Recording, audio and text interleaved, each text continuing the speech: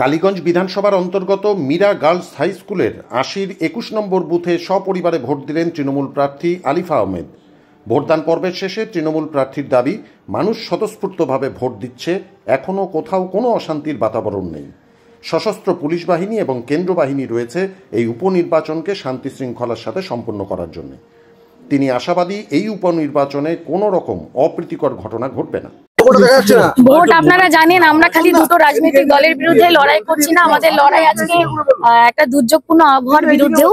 আমরা চেষ্টা করছি ভোটের পার্সেন্টেজ যাতে আরো বাড়ানো যায়, সমস্ত রকম অ্যারেঞ্জমেন্ট আমাদের নেতৃত্বরা করছে। কিন্তু যেটা দেখা যাচ্ছে খুব বেশি লোক তো বেরোচ্ছে না, বৃষ্টি সকাল থেকে প্রচুর বৃষ্টি হয়েছে, এরপরে ভোটের পার্সেন্টেজ বাড়বে।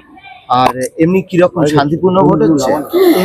দেখুন, আমি আমার প্রশাসনকে, নির্বাচন কমিশনকে ধন্যবাদ জানাই। এখন পর্যন্ত ভোট খুব ভালোভাবে, সুস্থভাবে মানুষ দিতে পারছে।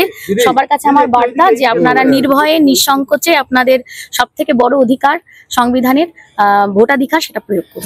একটা জায়গায় বিজেপি অভিযোগ করছেন যে বুথে বুথে নাকি বিজেপি আর কংগ্রেস, অনন্তপুর ২০৪, মীরা একের একটি নির্দিষ্ট জায়গা বিজেপি এজেন্ট বসাতে পারছে না, সেটা তো আমাদের দোষ নেই। বিজেপির উচিত, আমরা যেরকম মাটি কামড়ে সংগঠনকে শক্তিশালী করেছি, আমাদের প্রত্যেকটা বুথে বুথে এজেন্ট আছে, সংগঠনের কাজ করুক। আর সেটা ওরা এজেন্ট বসাতে পারছে না, সেটা আমাদের দেখার বিষয় নেই।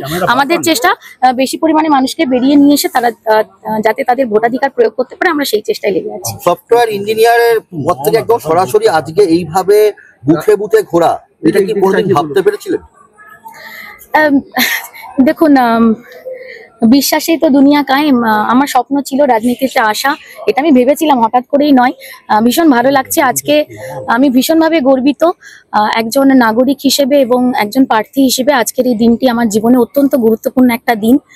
এবং আপনারা জানেন যে একটা মানে দেশে সংবিধানের সব থেকে বড় যেটা অধিকার, সেটা হচ্ছে ভোটাধিকার। সেটা আমি প্রয়োগ করতে পেরেও গর্বিত, খুশি। এবং আমি মানুষকে আহ্বান জানাচ্ছি, আপনারা সকলে আসুন, ভোট দিন এবং একটা শক্তিশালী, উন্নয়নমুখী এবং সহানুভূতিশীল কালীগঞ্জ গড়ে তুলুন। ব্যুরো রিপোর্ট, সংবাদ বাংলা টিভি।